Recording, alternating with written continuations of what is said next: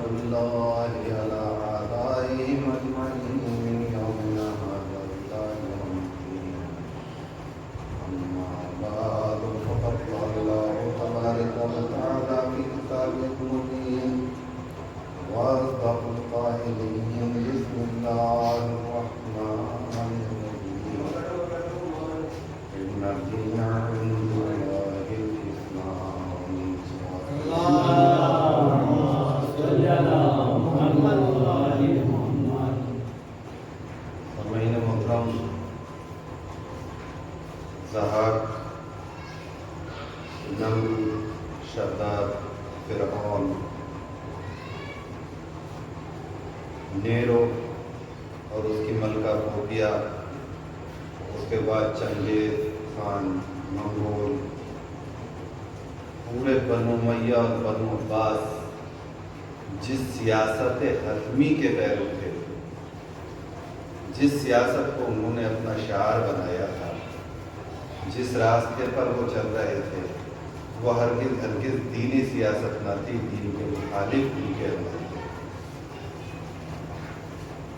لوگ اکثر یہ باتیں تشویشناک کیا کرتے ہیں کہ آیا دین اور سیاست کا تعلق کیا ہے، سیاست کی دین میں شمولیت ہے یا دین کی سیاست میں شمولیت ہے۔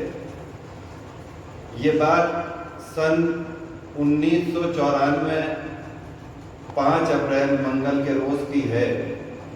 بی بی سی کی نشریات میں ان کے پروگرام سیربین کے بعد ایک انجمن پروگرام آتا تھا اور اس میں دنیا بھر کے خطوط جاتے تھے۔ بر صغیر ہندوستان کے بھی کسی ایک فرد نے وہاں خط لکھا تھا اور دریافت کیا تھا کہ مسلمانوں کو شدت پسند، دہشت گرد، اس طرح کے الفاظ کے استعمال سے تکلیف پہنچتی ہے، آپ ایسے الفاظ کیوں استعمال کرتے ہیں؟ تو بی بی سی نے جواب دیا تھا کہ ہم شدت پسند ان راسخ العقیدہ مسلمانوں کو کہتے ہیں کہ جو دین میں سیاست کو شامل کرتے ہیں۔ سوال یہ ہے کہ شامل وہ چیز کی جاتی ہے جو اس کا جز نہ ہو۔ جب ایک کل کے اندر سب سامان موجود ہے تو اس سے الگ ہٹ کے کیوں کر یہ ممکن ہے کہ اس میں کسی چیز کی شمولیت کی جائے؟ ایک انسان مکمل ہوتا ہے اپنے خد و خال کو لے کر کہ اس کے 2 آنکھیں ہیں، کان ہیں، منہ ہے، چہرہ ہے، ٹانگیں ہیں، تمام چیزیں ہیں، پھر اس میں 2 ہاتھ اور لگا دیے جائیں تو وہ عجیب الخلقت ایک پیکر تو ہو سکتا ہے، اور کسی میں اگر کوئی اضافہ ہوتا ہے، مثلا اس سے بھی کوئی اختلاف رائے نہیں ہو سکتا کہ کسی کی 6 انگلیاں ہوتی ہیں تو وہ نارمل کے کھانے میں شمار نہیں کی جاتی، وہ اس کی ذات کے لیے مناسب ہے کہ وہ ہیں۔ کسی کے بال تھوڑے کم ہوتے ہیں لیکن وہ نامناسب نہیں ہیں، کسی کے زیادہ ہیں، وہ ایک الگ بات ہے۔ لیکن جو انسانی خاکے میں مثلا کہ ایک دل ہونا چاہیے، ایسے اقوال ہیں، ایسی چیزیں ہیں کہ دل بھی 2 ہیں، گردے 2 ہونا چاہیے تو ایسے مریض بہت ہیں، صحت مند بہت ہیں کہ جن کے ایک ہی گردہ ہے اور انہیں کوئی پریشانی نہیں ہوتی۔ تو یہ تمام چیزیں ہیں، لیکن جو مکمل خاکہ ہے اس میں ظاہر ہے کہ جب ایک خاکہ ذہن میں آئے گا تو انسان سوچے گا کہ 2 آنکھیں ہوں گی، ناک کے 2 نتنے ہوں گے، 2 کان ہوں گے، تو معلوم ہوا کہ جو اصل خاکہ ذہن میں ہے اس سے نہ ایک بڑھ سکتا ہے نہ ایک گھٹ سکتا ہے۔ تو اصل میں دین کے جز میں اگر سیاست شامل ہے، اب دنیا یہ کہتی ہے کہ لفظ سیاست قرآن کریم میں آیا ہی نہیں، لفظ سیاست نہیں آیا، بے شک اس کو تسلیم عالم اسلام کرتا ہے، لیکن جو ہدایات ہیں، جو آیات ہیں، جو سورے ہیں اور جو اللہ کے پیغامات ہیں وہ مسلسل یہ بتاتے ہیں کہ آیا سیاست کیا ہونا چاہیے۔ مثلا داؤد آپ کو خلیفہ بنایا گیا اور آپ لوگوں کے درمیان انصاف قائم کرو، عدل سے کام لو۔ یعنی یہ عدل کیا چیز ہے، یہ انصاف کیا چیز ہے؟ آیا یہ فطری شے ہے یا یہ سیاسی دور اور سیاسی حالات کی مناسبت سے کوئی لفظ ہے؟ تو انصاف کہاں ضروری ہوتا ہے؟ یہ انصاف کون کیا کرتا ہے؟ انصاف کس کے لیے ضروری ہوتا ہے؟ میں عرض کر چکا کہ پولیٹکس کے معنی شہر اور شہر نشین کے ہیں۔ میں عرض کر چکا کہ معاشرے کی ضرورت ہے۔ سیاست لفظ حکمرانی کے لیے استعمال ہوتا ہے، سیاست لفظ حکمرانوں کے لیے استعمال ہوتا ہے۔ سیاست کی اصطلاح لغت معین، لسان العرب اور مرج البحرین سے کل میں عرض کر کے اپنی تمہیدی مجلس میں آپ کے ذہنوں تک پہنچنے کی کوشش کر چکا۔ تو عزیزو یہ اچھی طرح سمجھ لو کہ یہ عدل ہے کیا، کہ جس کے لیے اللہ نے قرآن میں آیات بھیجی، اعلان کیا، بتایا، اور جو نبی مرسل اعظم کر رہے تھے، اللہ کے بھیجے ہوئے ہادیان برحق کر رہے تھے، وہ تبلیغ دین تھی۔ اور اس میں ایک جز تھا، سورہ بقر میں ایک واقعہ ملتا ہے کہ جب پیغمبروں نے کہا کہ طالوت تمہارا حاکم ہوگا تو عوام الناس نے جواب دیا کہ طالوت کے پاس مال و زر کتنا ہے، طالوت تو خالی ہاتھ ہیں، ان سے زیادہ مال و زر تو ہم رکھتے ہیں۔ تو اللہ کے حکم سے طالوت کو جب حاکم بنایا گیا، طالوت کو حکومت عطا کی گئی، تو ساتھ یہ اعلان بھی ہوا کہ تم یہ پہچان لو کہ حکمراں بننے کے لیے ضروری شے دولت نہیں ہوتی ہے، بلکہ ضروری چیز علم ہوتا ہے، شجاعت ہوتی ہے۔ صلوات پڑھے محمد والے محمد۔ تو حکومت وہ کرے کہ جس کے پاس علم ہو، جس کے پاس شجاعت ہو۔ دولت معیار نہیں ہے حکمراں کا۔ حکمراں اپنی حکومت کے لیے سرپرست ہوتا ہے، حکمراں اپنی حکومت کے لیے محافظ کا کام کرتا ہے، حکمراں اپنی حکومت کے لیے وہ قانون نافذ کرتا ہے جس میں فلاح اور بہبودی ہو۔ تو وہ حکمراں جو ہمیشہ اپنی رعایا کا، اپنی رعیت کا اچھا سوچتے ہیں، وہ اچھے سیاستداں مانے جاتے ہیں۔ جب سیاست کا مفہوم فلسفے میں ہم نے آ کر کھوجا تو ارسطو کا مزاج بھی وہی تھا، سقراط کا مزاج بھی وہی تھا، اس سے قبل والوں کا بھی وہی تھا، اس سے بعد والوں کا بھی وہی تھا کہ سیاست معاشرے کو ایک جگہ جوڑنے کا کام کرتی ہے، سیاست تخریب کاری کا کام نہیں کرتی۔ سیاست صالح اور اچھے سماج کو پیدا کرنے کی تدبیر کا کام کرتی ہے۔ حکمراں اپنی طاقت کے ذریعے تحفظ کرتا ہے، نفاذ کرتا ہے اچھے اصولوں کا۔ تو فلسفی بھی یہی مانتے تھے، اور جو اللہ کی طرف سے حکم آئے وہ بھی یہی ثابت کرتے ہیں کہ سیاست ضروری ہے معاشرے میں، انسانوں کے درمیان۔ اب مولائے متقیان حضرت علی بن ابی طالب نے لفظ سیاست کو استعمال کیا۔ اعمال السیاست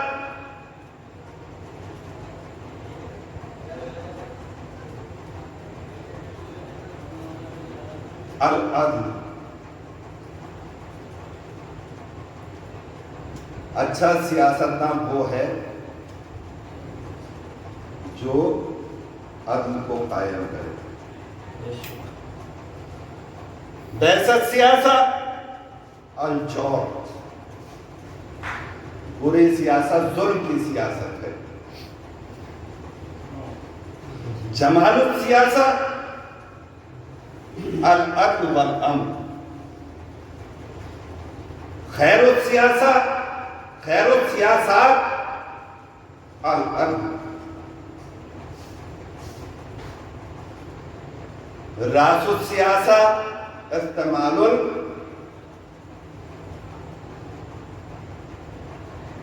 قریبین،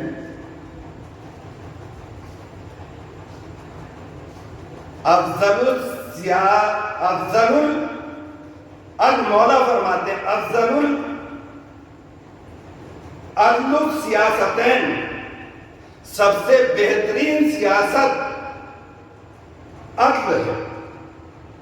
تو مولا متقیان نے جو بیان کیا، ایسا نہیں کہ ایک امام نے بیان کر دیا اور یہ بیان آگے نہیں بڑھا۔ جب امام حسن کے دور میں ہم جاتے ہیں تو مولا فرماتے ہیں کہ سیاسی طور پر 3 حقوق ہیں: حق عباد، حق اللہ اور حق الاموات۔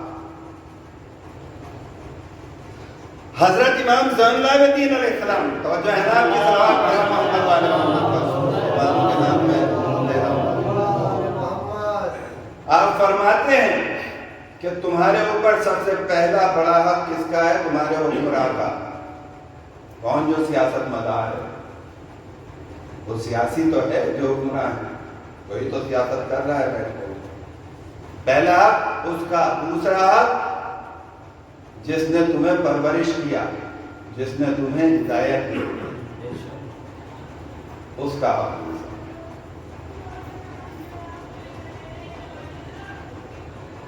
باقی اس طرح تمام ائمہ نے امام حسن عسکری تک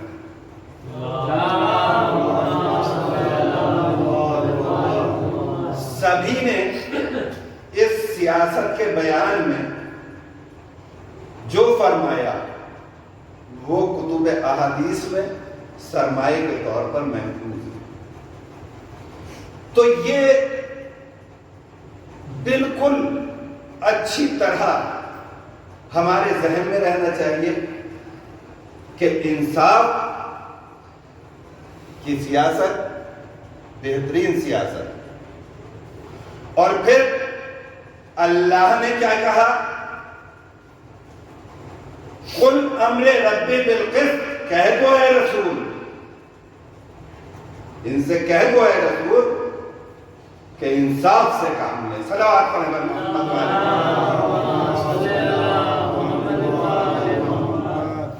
اس کے بعد مراجع تقلید کرام کا دور آتا ہے۔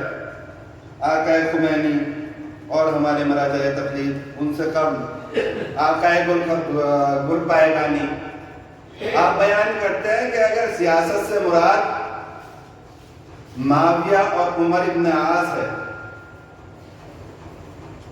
تو یہ بدترین سیاست نعرے دوزخ کے قریب کرنے کا بہترین ذریعہ ہے۔ اور اگر یہ سیاست محمد و آل محمد کی سیاست ہے، اس کی پیش روی ہے، اس کی پیروی ہے، تو یہ مراتب کے اضافے کے لیے بہت ہے۔ صلوات پڑھیں۔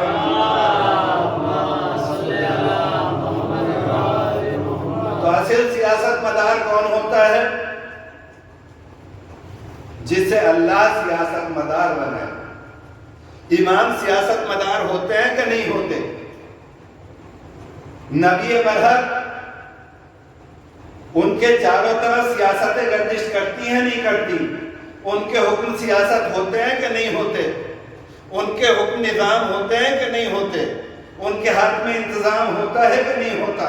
ان کے ہاتھ میں معاشرہ سازی ہوتی ہے کہ نہیں ہوتی؟ ان کے ہاتھ میں تربیت ہوتی ہے کہ نہیں ہوتی؟ یہ تمام چیزیں ان کے اوپر سب سے افضل حاکم اور حکمراں جو ہوتا ہے وہ اللہ کا نمائندہ ہوتا ہے۔ بندوں کے چن لینے میں کہیں نہ کہیں نمائندگی میں یہ فرق پیدا ہو جاتا ہے کہ یا تو اس میں عدل کم پایا جاتا ہے یا عدل کے قریب آتے آتے کہیں نہ کہیں دباؤ میں بہت جاتا ہے۔ تو جو ایسا ہو وہ عادل حکمراں شمار نہیں کیا جا سکتا، جو تحفظ نہ کرے، نفاذ کرے، سختی کے ساتھ عمل کرائے، اس طرح کہ جیسے پورا تاریخ اسلام گواہ بن کر سامنے کھڑا ہو جائے کہ دیکھیے فلاں وقت میں اللہ کے نمائندے نے، بنائے ہوئے اللہ کے حکمراں نے یہ فیصلہ دیا، جو فیصلہ سامنے والے کے لیے بھی تھا، جو فیصلہ اس کے اپنے لیے بھی تھا، یعنی مرسل اعظم سے آ کر اگر کوئی کہے اور بالکل سراسر جھوٹ کہے کہ آگ کا کوڑا لگا تھا تو مرسل اعظم اپنی پشت ننگی اس کے سامنے کر دیں. مولا متقیان سے کوئی کہے تو مولا فیصلہ اسی کے ہاتھ میں سونپ دے. تو خدائی نمائندے الہیہ سیاست کا جو سیاست مدار ہے وہ اللہ کی طرف سے بھیجا جاتا ہے اور اس کی پیروی دین والوں پر لازم آتی ہے. صلوات پڑھیں محمد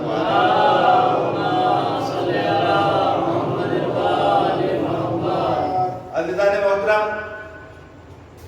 اس طرح یہ سیاسی گفتگو بڑی لمبی ہوتی چلی جاتی ہے، لیکن جس موضوع سے میں گفتگو کر رہا ہوں اس میں بڑے محتاط الفاظ سے اور جس جگہ سے میں گفتگو کر رہا ہوں بڑی احتیاط کے ساتھ معذرت کے ساتھ اتنا عرض کر دینا مناسب سمجھتا ہوں کہ سن 99 میں چھوٹے بڑے تمام ہتھیاروں کی تعداد، ایٹمی غیر ایٹمی بارودی اور بندوقیں اور گولیاں اور باقی چیزیں اور سنگینیں، ان سب کی کل تعداد 50 لاکھ تھی. وہ 50 لاکھ اسلحہ 30 لاکھ لوگوں کے قتل کرنے کے کام میں آیا. کیا عالم انسانیت نے کبھی فطری تقاضوں کو پورا کرتے ہوئے انسانیت کے لیے اس آواز کو بھی اٹھایا کہ حکمراں تو وہ بھی ہیں کہ جن کے یہاں یورینیم بہت نکلتا ہے، انہوں نے تو کسی کے اوپر حملہ نہیں کیا، انہوں نے تو کسی کو نہیں مارا. حکمراں تو ایسے بھی ہیں کہ جن کے پاس بڑی قوت ہے، وہ تو کہیں اپنا استحقاق جمانے نہیں آئے. یہ کیا ہو رہا ہے؟ لیکن انسانیت کے نام نہاد اور رہنما و رہبر خاموش ہو گئے، اپنی زبانیں تک نہ کھولی. عالم اسلام کے نام نہاد رہبر و رہنما خاموش رہ گئے، ایک لفظ نہ بولے، اس وجہ سے کہ انہیں نہ تو اتنا علم ہی تھا اور نہ ہی اتنی شجاعت تھی. اگر علم ہوتا، شجاعت ہوتی تو زبان خمینی جیسی ہوتی، عمل خامنہی جیسا ہوتا. صلوات پڑھیں محمد وآل محمد.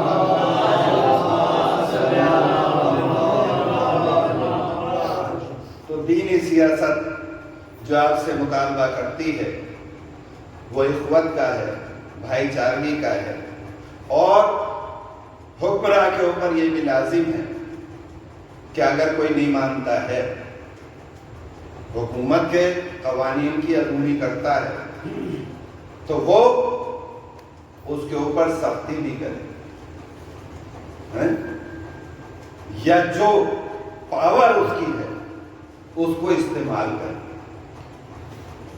اور یہی وجہ تھی کہ حکمراں نام نہاد بہت گزرے، لیکن جب پاورز کا سوال آیا تو جو حقیقی پاورز تھی، دنیا ایٹمی پاور پہ نازا ہے نا، آج کی پاور پہ نازا ہے، سوچ رہی ہے. بس 2 منٹ کی گفتگو باقی ہے. صلوات پڑھنے میں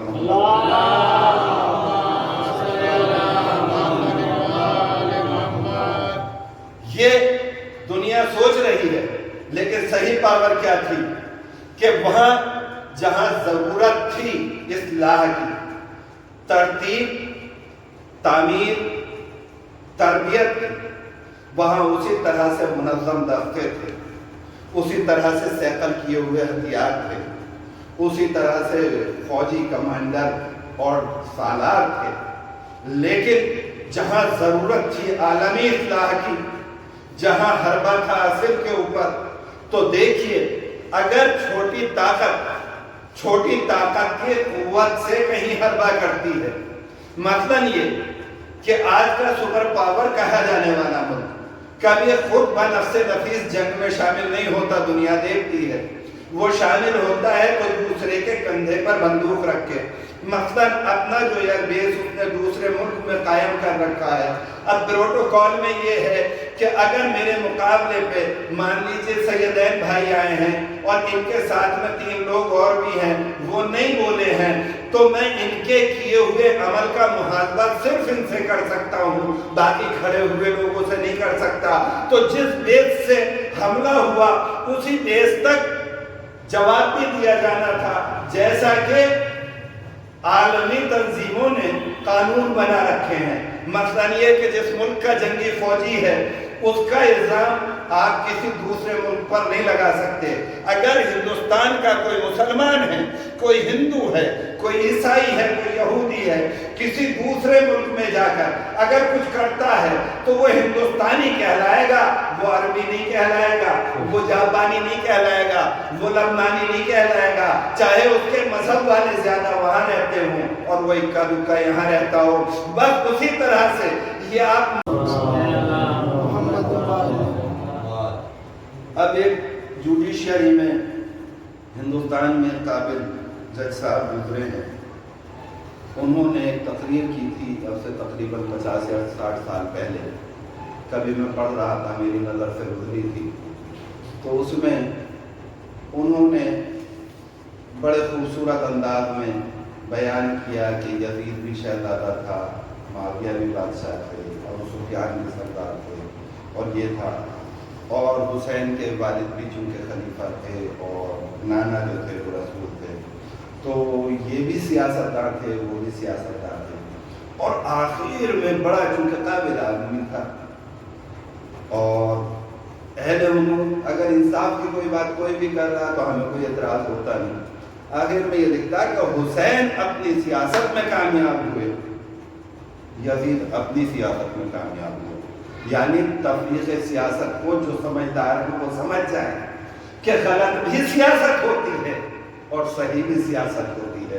تو آل محمد کی سیاست صحیح تھی، اسے پوری دنیا جانتی ہے، مانتی ہے، اور عزیزو یہ وہی رہبر اور ہادی تھے کہ جس وقت جیسی ضرورت پڑی ویسا انہوں نے جواب دیا۔ امام حسن نے سلو کی تو امام حسین کربلا میں آئے، حسین نے اپنے تمام عزیز و اقارب انصار کی، اصحاب کی قربانی کربلا میں پیش کی، لیکن مقصد سیاست الہیہ کو قائم کرنا تھا، دین کو قائم کرنا تھا، اور حسین اس میں کامیاب ہوئے۔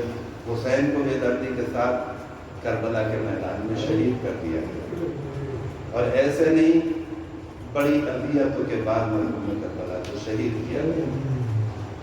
کیسے اس بوڑھے امام کی شجاعت کا آپ تصور کر سکیں گے کہ جس کے ہاتھوں میں اس کے کڑیل جوان نے دم توڑا ہو،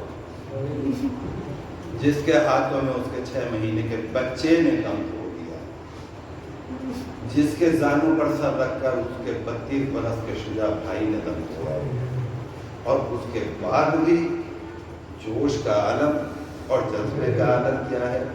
یہ وہی امام ہے کہ جو شب عاشور چراغ کو گل کرانے کے بعد کہہ رہے تھے کہ چلے جاؤ، جسے جانا ہے میں اپنی بیعت اٹھا لیتا ہوں۔ توجہ رکھیے گا مسائل میں بھی،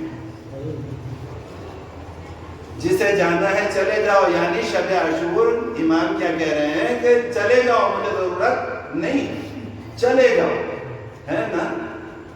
یاد ہے نا آپ کو امام کا یہ واقعہ مسلسل آپ نے سنا ہے، توجہ رکھیے گا انشاءاللہ، دل مضطرب ہو جائے گا جو میں عرض کرنے والا ہوں۔ امام کہہ رہے ہیں جسے جانا ہے چلے جاؤ، یہ شب عاشور ہے، اور صبح عاشور کے بعد جیسے وقت گزرتا ہے تو یہی حسین ابن علی ہے جو کہہ رہے ہیں حل من ناصر ینصرنا، کہ کوئی ہے میری مدد کے لیے آؤ۔ جزاکم خیر الجزا، خدا آپ کو کسی دم میں نہ بلائے سوائے نبی حسین کے۔ ہاں عزیزو، حسین نے نعرے بلند کیے، کسے سنا رہے ہو؟ حسین اب کون ہے؟